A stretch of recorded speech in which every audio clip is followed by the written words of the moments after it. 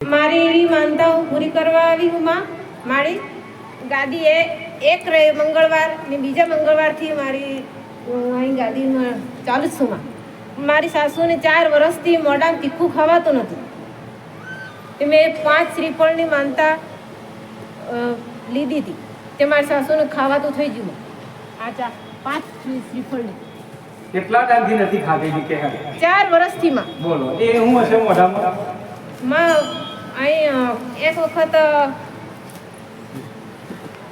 એક શ્રીફળ બળિયાદેવની મંદિરે જઈને માનતા પૂરી કરજો કીધું તું માતા. એટલે તમારી સાસુને શું તકલીફ હતી? મારા સાસુ મોઢામાં તીખું ખાવાતું નહોતું. બિલકુલ તીખું નહોતું ખવાતું. પછી માડીના સાનિધ્યમાં આવવાથી તમને નિરાકરણ બતાવ્યું અને નિરાકરણ કરવાથી અત્યારે તીખું ખવાય ખવાય છે. તીખું. ભલે ઠીક છે. એમાં મેં એક માનતા પૂરી કરી માં. મારી બીજી માનતા એકમાં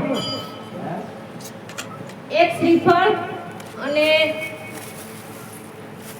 ભેંસ બંધાઈ જાય 10 મહિના પછી વિયાઈ જાય ને હું એક શ્રીફળ લાવીશ ને દૂધ લાવી અને માળીએ કીધું હતું કે પાડી આપશે અને પૂનમના દાડે વાહે.